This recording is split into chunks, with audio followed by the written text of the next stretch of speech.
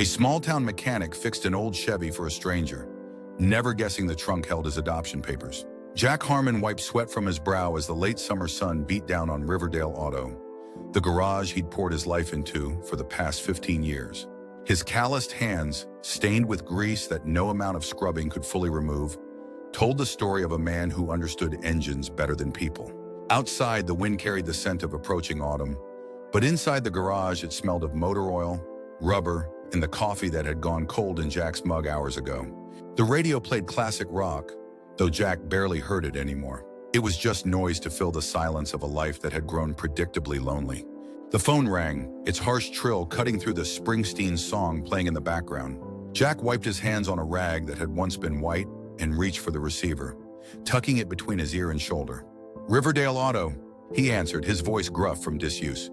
He'd barely spoken to anyone today except to order parts from his supplier. "Hello," came a woman's voice, hesitant but warm. "I'm hoping you can help me. My car broke down about a mile outside of town. It's an old Chevy Impala, probably nothing serious, but I can't get it to start again." Jack closed his eyes, exhaling slowly. It was already past 6, and he'd been planning to close up shop, go home to his empty house, and open a beer. Same as every night. "I can call a tow for you," he said finally. "Get it here first thing tomorrow." There was a pause on the line. "Please," the woman said, her voice dropping lower. "I'm not from around here. I don't have anywhere to stay tonight, and I really need to be somewhere tomorrow. It's important." Something in her voice, a slight tremor, a note of desperation carefully controlled, made Jack's chest tighten. He'd heard that kind of careful composure before, in his own voice years ago, when everything he'd built had fallen apart, and he'd pretended to the world that he was fine. "I'll be there in 20 minutes, he said, surprising himself. "Whereabouts are you?" Relief flooded her voice as she described her location. Jack hung up and grabbed his towing equipment, wondering why he'd said yes when every instinct told him to stick to his routine, to the careful isolation he'd constructed that kept the pain at bay. The Chevy Impala sat on the shoulder of the road like a time capsule from another era. 1967, Jack guessed.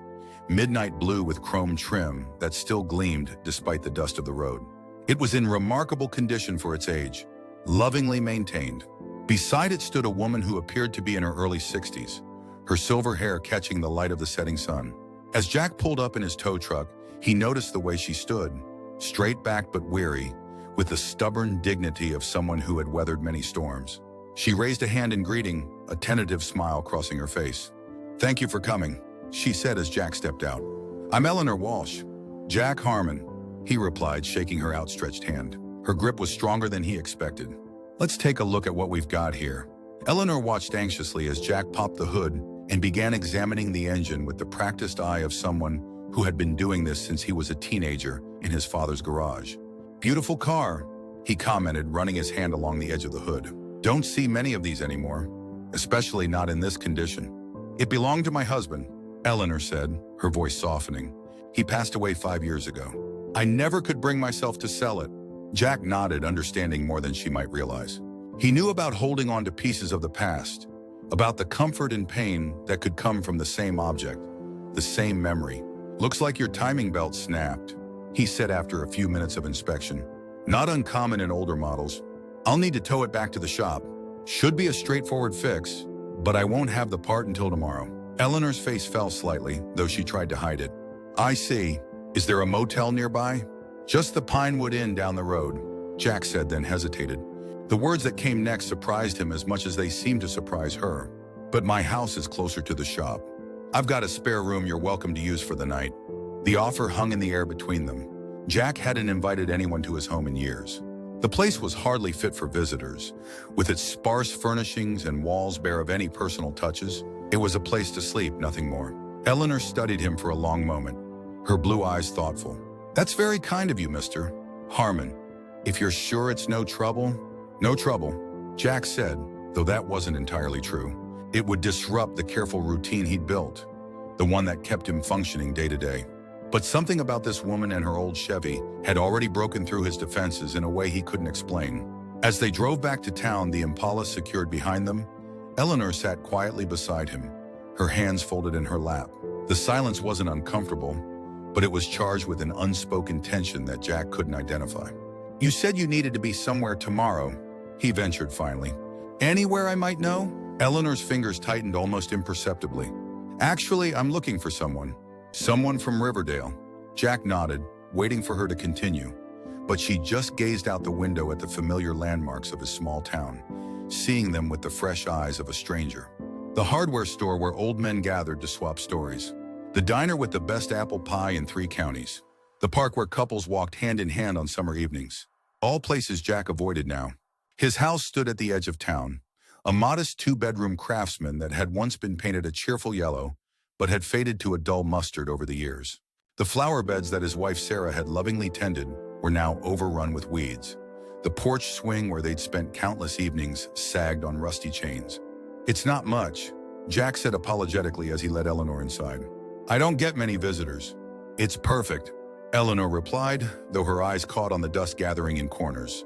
The stack of unwashed dishes in the sink. She didn't comment on the wedding photo that lay face down on the mantel, the only personal item visible in the living room.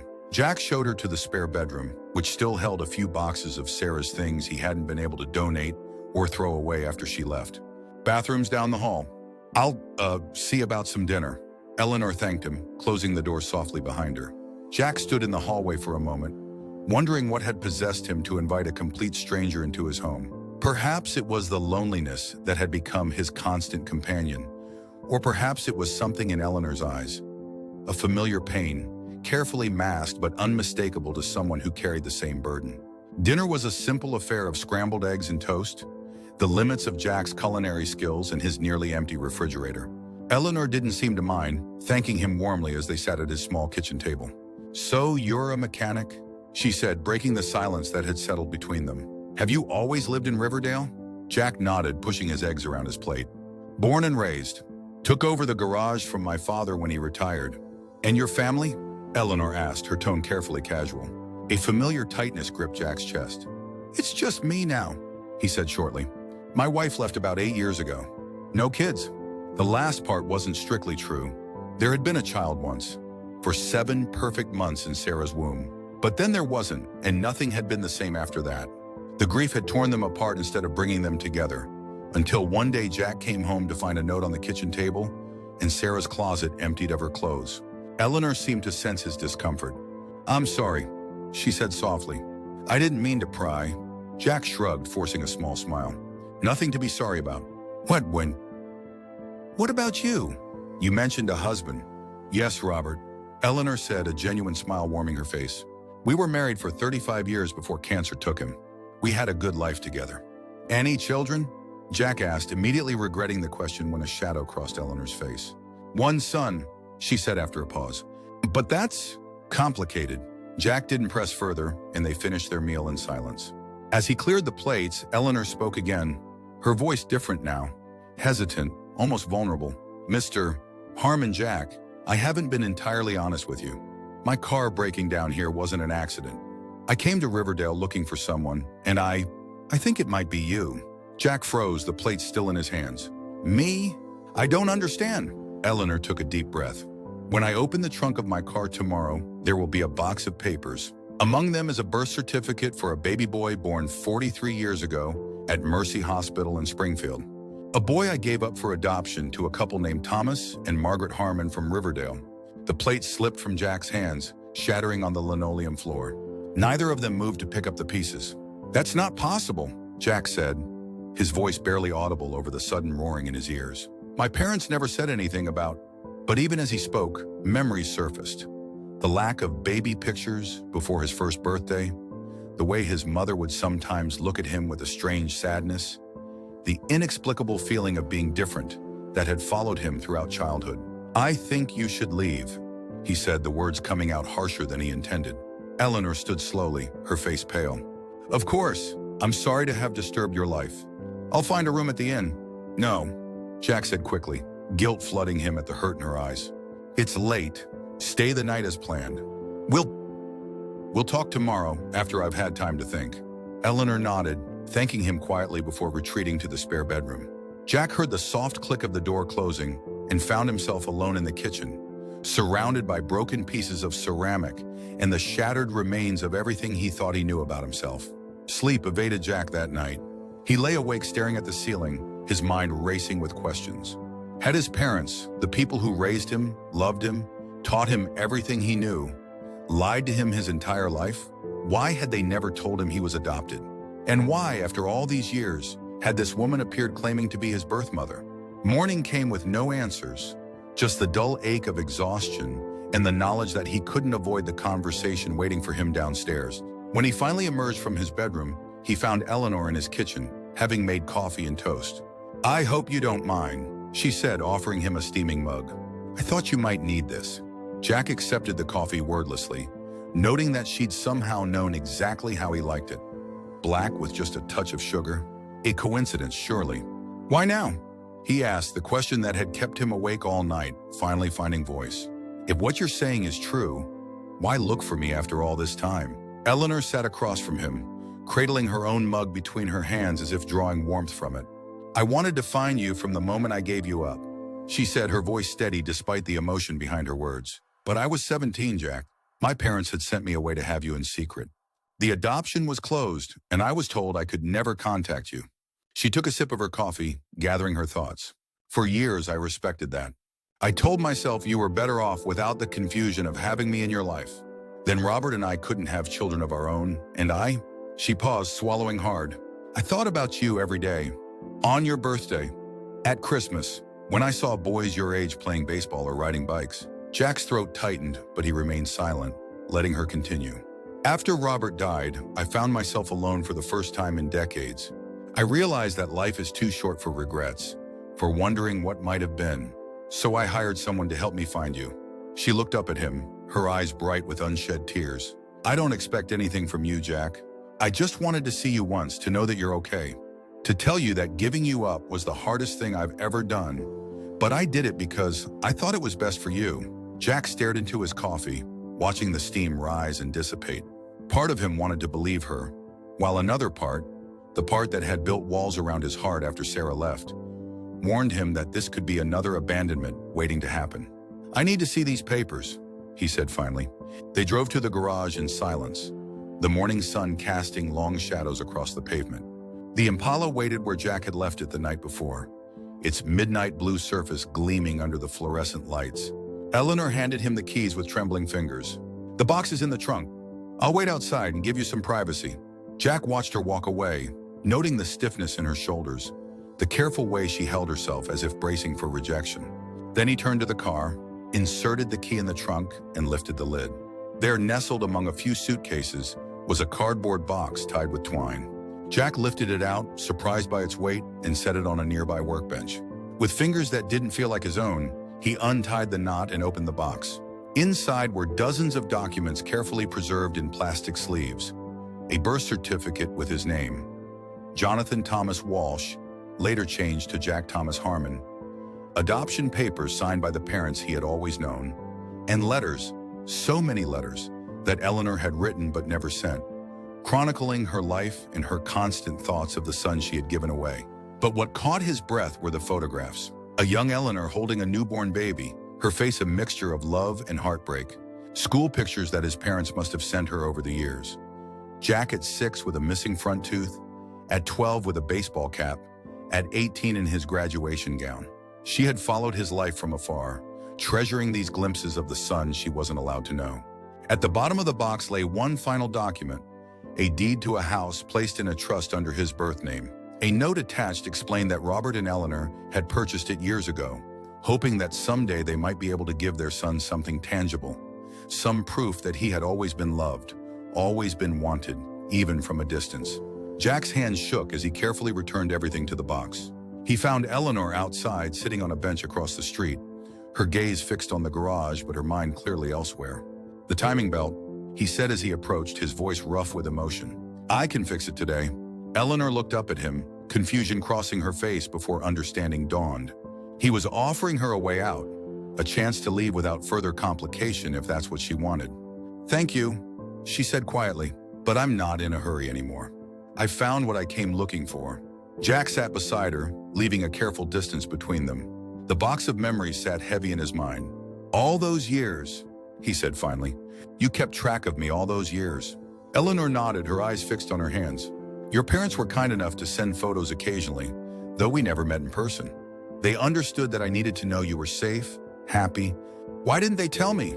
The question that had been burning inside him all night finally escaped.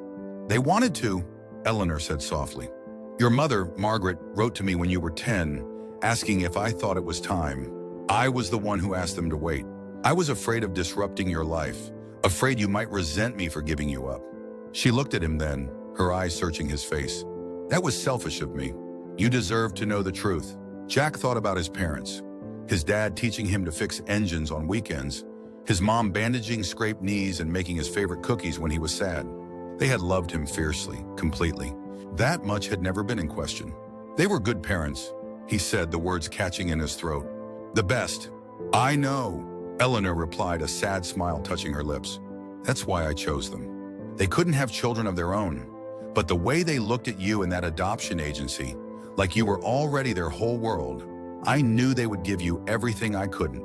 A memory surfaced then, his father's words on his deathbed 3 years ago. You were the best thing that ever happened to us, son. Remember that. At the time, Jack had thought it was just the sentiment of a dying man. Now he understood the deeper truth behind those words.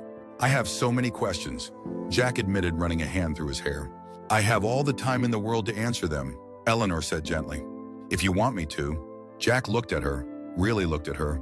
For the first time, he saw his own eyes looking back at him, the same slight dimple in the left cheek when she smiled. He saw a woman who had carried the weight of her decision for 43 years, who had loved him enough to let him go, and who had been brave enough to find him again. I think, he said slowly, I'd like to start with that car, and maybe while I'm working on it, you could tell me about yourself. About my biological father. About why you named me Jonathan. Eleanor's smile bloomed fully then, transforming her face. I'd like that very much. For the rest of the morning, Jack worked on the Impala, while Eleanor sat nearby, telling him the story of her life, of the young girl who had fallen in love too young, of the parents who couldn't accept her pregnancy, of the difficult decision made with the hope of giving her child a better life than she could provide. As Jack's hands moved with practiced skill over the engine, he found himself sharing his own story in return. His childhood in Riverdale, his marriage to Sarah, the devastating loss of their unborn child, and the subsequent dissolution of their relationship. Words that had been locked inside him for years flowed freely, as if Eleanor's presence had somehow loosened something tight within his chest. I'm so sorry about your baby, Eleanor said when he told her about the miscarriage. And your marriage. Jack tightened a bolt with more force than necessary. Sarah said I shut down afterward, that I wouldn't talk about it, wouldn't let her in. She was right. He paused, wiping his hands on a rag. I didn't know how to grieve with her. It felt like if I started crying, I might never stop. Grief doesn't work that way, Eleanor said quietly. It comes whether you acknowledge it or not. Trust me on that. By mid-afternoon, the Impala's engine was purring once again. Jack closed the hood with a satisfying thunk, a sense of accomplishment mingling with the knowledge that he had also repaired something in himself today. Good as new, he declared, patting the hood affectionately. This car's got a lot of life left in it. Eleanor stood beside him, her hand lightly touching the gleaming chrome. Robert would be pleased. He loved this old thing almost as much as he loved me. She hesitated, then added, he would have loved to meet you, Jack. He considered you his son too, even though he never got to know you. Jack's throat tightened at the thought of this man he would never meet, who had accepted his existence with such grace. I wish I could have thanked him for taking care of you. You can thank him by letting me take care of you a little, Eleanor said, a teasing light entering her eyes. Starting with a proper meal. Those eggs last night were, well, let's just say cooking might not be your strongest skill. Jack laughed, the sound surprising him with its genuineness. The diner down the street makes a mean meatloaf. Best in town, according to everyone except me. And why's that? Eleanor asked. Because my mom's was better, Jack admitted with a small smile. Nothing ever quite measured up. Eleanor's eyes softened. Margaret's meatloaf. I remember her mentioning it in one of her letters. She was quite proud of that recipe. They walked to the diner together, a careful distance still between them, but a bridge beginning to form across the years of separation. As they settled into a booth by the window, Jack found himself studying Eleanor's face, looking for other similarities between them besides the eyes and the dimple. You have questions, Eleanor observed, setting aside her menu. Ask me anything. Do you live far from here? It wasn't the most pressing question, but it was safer than others. About 3 hours north, Eleanor replied. A little town called Cedar Creek. It's quiet, a lot like Riverdale, actually. Jack nodded, trying to picture it. And you were planning to just show up on my doorstep? What if I hadn't been the person you were looking for? I wasn't that brave, Eleanor admitted with a small laugh. I'd planned to drive by the garage first, maybe get a glimpse of you before working up the courage to introduce myself. The car breaking down wasn't part of the plan, but you recognized me right away, Jack said, remembering how she'd known who he was without introduction. Eleanor's expression softened. I would know you anywhere, Jack. You have your father's build in my eyes. Plus, she added with a hint of mischief, your picture was in the local paper when you took over the garage. I may have kept that article. Their food arrived, momentarily pausing the conversation. Jack watched as Eleanor methodically cut her meatloaf into neat pieces, another small similarity he filed away. Why didn't you have other children? He asked finally, the question that had been nagging at him. After you married Robert, pain flickered across Eleanor's face. We tried. For years, we tried. There were 2 miscarriages before the doctors told us it wasn't going to happen. She set down her fork. Sometimes I thought it was punishment for giving you up. Cosmic justice of some kind. That's not how it works, Jack said firmly, surprising himself with the sudden protectiveness he felt. What happened to Sarah and me? It wasn't punishment either. It just was. Eleanor looked at him gratefully. Wisdom comes at a high price, doesn't it? As they finished their meal, the conversation shifted to lighter topics. Jack's passion for restoring classic cars, Eleanor's work as a high school English teacher before retirement, their shared love of baseball, and inexplicable dislike of peanut butter. Walking back to the garage in the golden light of late afternoon, Jack felt a strange sense of peace settling over him. The revelations of the past 24 hours should have upended his world, yet somehow they had begun to right it instead, filling in missing pieces he hadn't even known were absent. At the garage, Eleanor paused beside the Impala, her hand resting on its roof. I should get going, she said, though her reluctance was evident in her voice. I've imposed on you enough. Jack shook his head. It's a long drive back to Cedar Creek. Stay another night. We've barely scratched the surface of everything. Relief crossed Eleanor's face. If you're sure. I'm sure, Jack said and meant it. The thought of her driving away now, possibly out of his life forever, created a hollow feeling in his chest that he wasn't ready to examine too closely. That evening, they sat on Jack's neglected porch, the swing creaking slightly as they gently rocked back and forth. Jack had brought out 2 beers, and Eleanor had accepted hers with a raised eyebrow that reminded him startlingly of his own expression. Did you ever think about keeping me? Jack asked, the question that had lurked beneath all others finally finding voice in the gathering twilight. Eleanor's fingers tightened around her bottle. Every day, she said softly. Every single day for months. My parents wanted me to give you up immediately without even seeing you. But I refused. I held you for an hour after you were born, memorizing your face, the weight of you in my arms. She took a shaky breath. In the end, I knew I couldn't give you the life you deserved. I was 17 with no money, no support, and parents who viewed you as my shameful mistake rather than the miracle you were. Jack stared out at the darkening street, trying to imagine Eleanor as a terrified teenager making the hardest decision of her life. It must have been lonely, he said finally.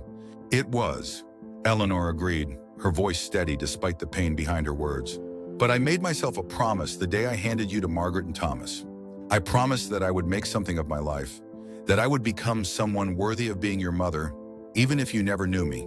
She turned to look at him then, her eyes bright in the dim light of the porch.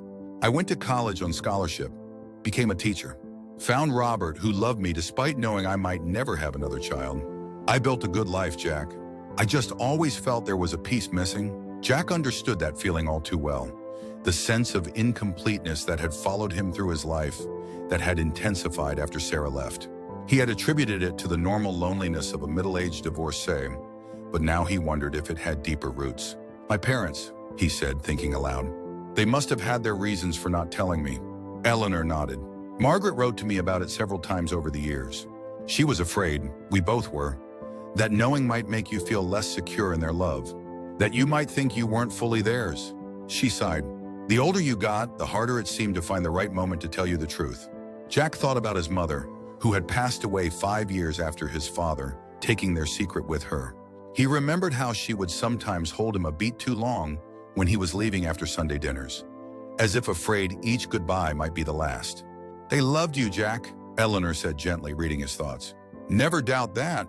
They were the parents you needed, the ones who raised you into the man you are today. I'm grateful to them every day for that. Later, as they prepared to turn in for the night, Jack found himself standing in the hallway between their rooms, words he hadn't planned to say falling from his lips. Would you like to see some photos? Of me growing up, I mean. My parents kept albums. Eleanor's face lit up with such hope that Jack felt a pang in his chest. I would love that, Jack. More than I can say.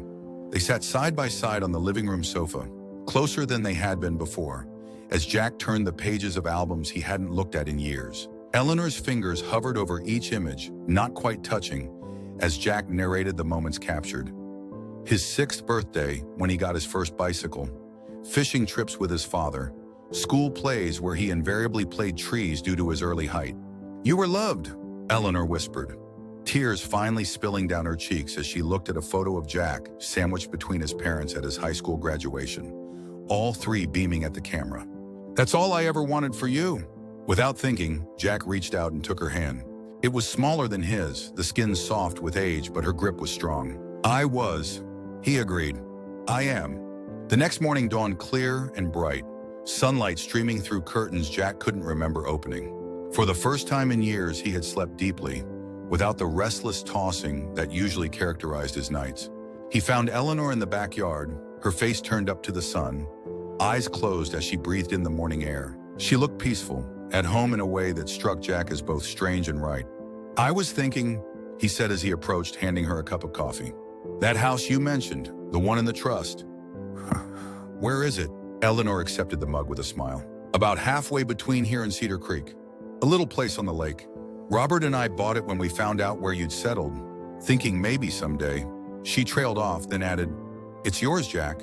Regardless of what happens between us, it always has been. Jack nodded slowly, processing this. I was thinking I might take a drive up to see it. Maybe this weekend. If you're not in a hurry to get back, you could show me around. The invitation hung between them, tentative but sincere. Eleanor's eyes widened slightly, hope blooming across her features. I'd like that very much, she said softly. They finished their coffee in companionable silence, watching as a pair of cardinals flitted between the branches of the old oak tree in Jack's yard. The tree had been there when he bought the house with Sarah, its massive canopy one of the features that had sold them on the property. They had talked about hanging a swing from its sturdy branches someday, for children who never came. I think I understand now, Jack said finally, his voice quiet but sure. Why I've felt untethered for so long, even before Sarah left. Eleanor looked at him questioningly, waiting for him to continue. I always felt like I was missing something, like there was a part of my story I didn't know. I thought it was just the normal stuff. Midlife crisis, failed marriage, that kind of thing. He set his empty mug on the porch railing. But it was deeper than that. It was you. Eleanor's breath caught audibly. Jack, not in a bad way, he clarified quickly. I just mean, knowing where you come from, who you come from, it matters. Even when you have parents who love you like mine did. He met her gaze directly. I'm glad you found me, Eleanor. It was the first time he had used her name, and the significance wasn't lost on either of them. It wasn't Mom. They weren't there yet, might never be. But it was acknowledgement, acceptance. So am I, she whispered, her voice thick with emotion. Later that morning, as they stood beside the Impala in the driveway, Jack found himself reluctant to see her go, even temporarily. They had agreed that Eleanor would return to Cedar Creek to pack a bag and take care of a few matters before meeting Jack at the lake house on Friday. It's just for a few days, Eleanor reassured him, seeming to sense his unease. I'll be back before you know it. Jack nodded, hands shoved deep in his pockets to keep from reaching out. Drive safely. That timing belt should hold now, but if you have any trouble, I'll call immediately, Eleanor promised. She hesitated, then stepped forward and placed a gentle hand on his arm. Thank you, Jack, for fixing my car, for letting me stay, for everything. Before he could respond, she rose on tiptoes and pressed a soft kiss to his cheek, the touch so brief and gentle it might have been imagined.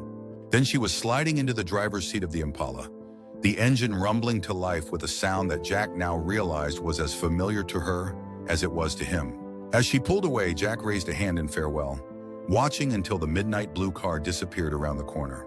The space she left behind felt both empty and full, empty of her presence, but filled with possibilities he hadn't allowed himself to consider in years. Inside, the house seemed different somehow. The dust in the corners and the dishes in the sink were still there, but they no longer represented the stagnation of his life. Instead, they were simply tasks waiting to be addressed, small steps toward reclaiming a home that had been merely a shelter for too long. Jack found himself moving through the rooms with purpose, opening windows that had been shut for seasons, sorting through accumulated clutter, even writing the fallen wedding photo on the mantle before placing it gently in a drawer. Not discarded, but put away, a chapter of his life that had shaped him but no longer defined him. When he reached the spare room where Eleanor had stayed, he paused in the doorway. She had made the bed with hospital corners, reminding him of his mother's meticulous housekeeping. On the nightstand lay a small envelope with his name written on it in elegant script. Inside was a photograph he hadn't seen before. Eleanor holding him as a newborn, her young face a mixture of love and heartbreak. On the back she had written, "The hardest and most important day of my life. Thank you for letting me find you again." Jack carefully placed the photo on his refrigerator, securing it with a magnet from a local pizza place. It was, he realized, the first personal item he had displayed in his home since Sarah had taken her collection of ceramic frogs and left him with bare shelves and empty walls. The next few days passed in a blur of activity. Jack threw himself into his work at the garage, fixing cars with renewed energy while fielding curious questions from locals who had noticed the unfamiliar woman in the blue Impala. To his surprise, he found himself answering honestly, explaining that Eleanor was his birth mother who had recently found him. The lack of shock or judgment from his neighbors, replaced instead with genuine interest and supportive comments, made him realize how isolated he had allowed himself to become. By Thursday evening, Jack had cleaned his house more thoroughly than it had been in years, packed a small bag for the weekend, and even bought groceries with actual vegetables instead of his usual frozen dinners. The anticipation he felt about seeing the lake house and seeing Eleanor again was unlike anything he had experienced in recent memory. On Friday morning, he left a note for his assistant mechanic to handle any emergencies over the weekend and set out toward the address Eleanor had given him. The drive took him through rolling countryside, past small towns not unlike Riverdale, and finally down a winding road that followed the shoreline of a sprawling lake. The house itself sat on a small rise overlooking the water. A modest cedar cabin with a wide porch and large windows designed to maximize the view.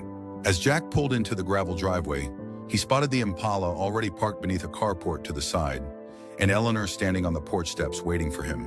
She looked different somehow, more relaxed, wearing jeans and a light sweater, her silver hair loose around her shoulders instead of pulled back. She waved as he approached, a smile spreading across her face that made the resemblance between them unmistakable. "You found it," she called as he stepped out of his truck.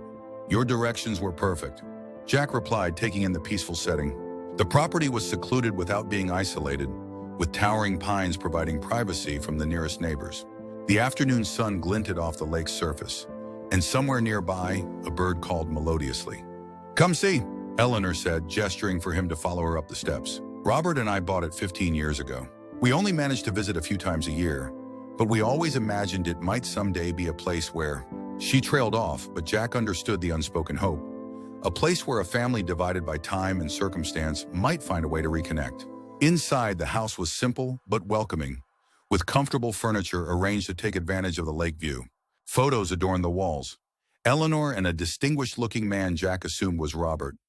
Landscapes of mountains and oceans, and to his surprise, several framed newspaper clippings about Riverdale Auto and its owner. "You really did keep track of me," Jack said, examining an article from 10 years ago when he had expanded the garage. "From a distance," Eleanor confirmed. "Robert called it my Jack wall. He was the one who suggested framing the articles." Her expression grew wistful. "He always said that someday we'd have real photos of you to put up instead." Jack turned to her, feeling a sudden surge of regret for the lost opportunities. "I wish I could have met him." "He would have liked you," Eleanor said simply.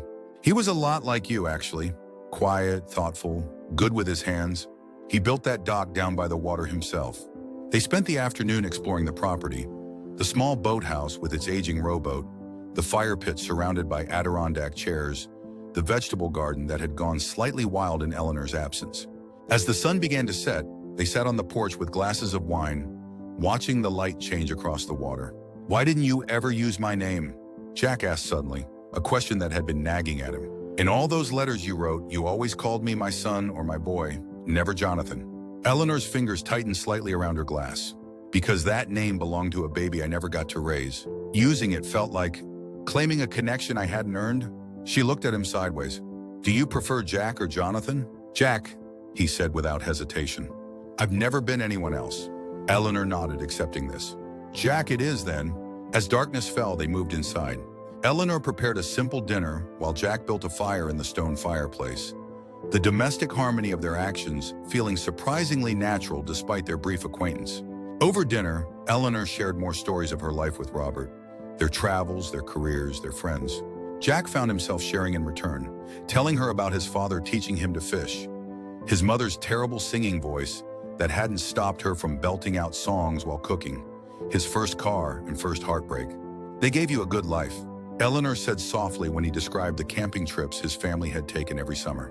They did, Jack agreed, but there's still room in it for you too. The words surprised him as much as they did Eleanor, whose fork paused halfway to her mouth.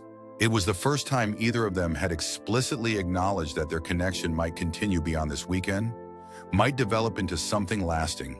I'd like that, she said finally, her voice steady despite the emotion in her eyes. Later, as they sat before the fire with cups of tea, Eleanor rose and retrieved something from her bag, the box from the Impala's trunk, which she placed on the coffee table between them. I thought you might have more questions, she explained, about your birth father or the adoption or anything really. Jack stared at the box, feeling the weight of its contents. Tell me about him, he said. My biological father. Eleanor settled back into her chair, cradling her tea. His name was Daniel Mercer. He was a year ahead of me in school, smart, handsome, on his way to college on a baseball scholarship. Her expression softened with memory. We were together for almost a year before I got pregnant. He wanted to marry me, give up his scholarship, get a job in town. But you didn't want that, Jack guessed. Eleanor shook her head. I knew he was saying what he thought was right, but I also knew he'd resent me, and possibly you, for derailing his future. I loved him too much to let him make that sacrifice. She sighed. My parents made it clear they wouldn't support us anyway. The adoption was their idea, though ultimately it was my decision. What happened to him? Jack asked, wondering if he had another parent out there somewhere looking for him. He went to college as planned, Eleanor said. Became an engineer, married, had 3 daughters. He lives in California now. She hesitated, then added, He knows I found you. I called him last week. Jack's eyebrows rose in surprise. Does he want to meet me too? Only if you want to, Eleanor assured him quickly. He's respectful of whatever boundaries you need. But yes, he'd like to know you. She smiled slightly. His oldest daughter, your half-sister, is a mechanic too. He says she reminds him of his father, who also worked with cars. Jack leaned back, absorbing this new information. Not just a mother, but a father, sisters, a whole branch of family he had never known existed. It was overwhelming, yet strangely comforting too, as if pieces of a puzzle were slowly falling into place. One step at a time, he said finally, and Eleanor nodded in understanding. They stayed up late into the night, the fire burning down to embers as they continued to share their lives with each other, the sorrows and joys, the mundane and the profound. Jack learned that Eleanor collected vintage postcards, that she made terrible pancakes but excellent bread, that she had once hitchhiked across the country as a young woman before settling into teaching. In turn, he told her about his passion for restoration, not just of cars, but of old furniture too. About the novel he had started writing and abandoned after Sarah left. About his secret dream of someday opening a classic car museum in Riverdale. When they finally said goodnight, retreating to separate bedrooms, Jack lay awake listening to the gentle lapping of the lake against the shore, feeling more at peace than he had in years. The revelation that had seemed so earth-shattering just days ago had transformed into something else entirely. Not an ending or a rupture, but a beginning, a chance to expand rather than rewrite his understanding of himself. The weekend passed in a similar fashion, with long conversations interspersed with comfortable silences. They took the rowboat out on the lake, worked together to clear the overgrown garden, and drove into the nearby town for supplies and an impromptu lunch at a local diner. By Sunday afternoon, as they sat on the dock with their feet dangling in the cool water, Jack had made a decision. I'm thinking of selling my house in Riverdale, he said, watching a pair of ducks glide across the lake's surface. Eleanor turned to him in surprise. Because of all this, Jack, I never meant to disrupt your life. Not because of you, he assured her. Or not directly anyway. The truth is, I've been stuck there for years, living in the shell of what was supposed to be a family home. It's time for a change. What are you thinking? Eleanor asked carefully. Jack gestured around them at the lake, the house on the hill, the peaceful setting. I was thinking I might spend more time here. Not all the time, I still have the garage to run in Riverdale, but maybe weekends, holidays. He glanced at her. If that's okay with you, since technically it's your house too. Eleanor's face lit up with a joy that made her look years younger. It's more than okay, Jack. It's everything I could have hoped for. As the sun began to set on their last evening at the lake house, Jack found himself sitting beside Eleanor on the porch swing, gently pushing them back and forth with one foot. The motion reminded him of his childhood, of summer evenings spent on his parents' porch, listening to the radio and catching fireflies in jars. I've been thinking about my parents, he said, breaking the comfortable silence, about why they never told me I was adopted. Eleanor waited, giving him space to gather his thoughts. I think they were afraid, Jack continued. Not just that I might feel less theirs, but that I might want to find you, might love you in a way that somehow diminished my love for them.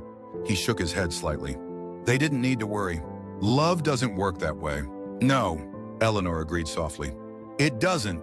I wish they could see this, Jack said, gesturing between them. I think they'd be happy for us, knowing that their son found another piece of himself. Eleanor's eyes filled with tears. I think so too. Margaret's last letter to me after Thomas died, she said if anything ever happened to her, she hoped I'd find the courage to reach out to you. She thought you might need it, especially after your divorce. Jack felt his own eyes grow damp. She was right. I did need it. I just didn't know what it was until you showed up. As darkness fell around them, stars emerging in the clear night sky, Jack made another decision, one that felt both momentous and entirely natural. When we get back, he said, I'd like you to meet some people in Riverdale. My friends, my employees at the garage. If you're going to be part of my life, I want them to know who you are. Eleanor's smile was radiant, even in the dim light of the porch. I'd be honored, Jack. The following morning, as they prepared to leave, Eleanor to return to Cedar Creek to begin packing up her house, Jack to Riverdale and his waiting work, they stood beside their vehicles, an echo of their parting days earlier. It's not goodbye this time, Eleanor said, seeming to read his thoughts. Just to see you soon. Jack nodded, feeling the truth of her words. Whatever happened next, whether he moved to the lake house part-time, whether he eventually met his biological father and half-sisters, whether Eleanor became a regular presence in Riverdale, they had crossed a threshold that couldn't be uncrossed. They were family now, in a new and still developing way that honored rather than erased his relationship with the parents who had raised him. See you soon, he echoed, and then, surprising both of them, he stepped forward and hugged her. Eleanor's arms came around him immediately, her embrace fierce despite her small stature. Jack closed his eyes, breathing in the scent of her perfume, something light and floral that he was already beginning to associate with comfort and connection. As they pulled apart, Eleanor reached up to touch his cheek gently. Drive safely, she said, echoing his own words from days earlier. You too, Jack replied, his voice rough with emotion. He watched as she got into the Impala, the car that had brought her into his life through a fortuitous breakdown, and started the engine he had repaired. As she drove away, he thought about the strange past that had led them both to this moment. A teenager's difficult choice, his parents' loving deception, his own broken marriage, Eleanor's widowhood, and finally the courage it had taken for her to find him after all these years. In the trunk of that old Chevy had been more than just adoption papers. There had been a second chance for both of them, a chance to heal old wounds, to fill empty spaces, to build something new from the fragments of the past. Jack started his own engine and began the drive back to Riverdale, already planning the changes he would make to his life there. For the first time in years, he felt truly connected, not just to Eleanor, but to himself, to the boy he had been and the man he was still becoming. The road stretched before him, winding through the countryside toward home. But home, he realized, was no longer just the house in Riverdale. It was also the lake house with its wide porch and view of the water. It was the garage where he had built his livelihood. And now, it was also the people who had shaped him, those who had raised him, those who had loved him, and those who had found him again when he didn't even know he was lost. A small-town mechanic had fixed an old Chevy for a stranger, never guessing the trunk held his adoption papers. But in doing so, he had fixed something in himself as well. Something that had been broken long before he knew it needed repair.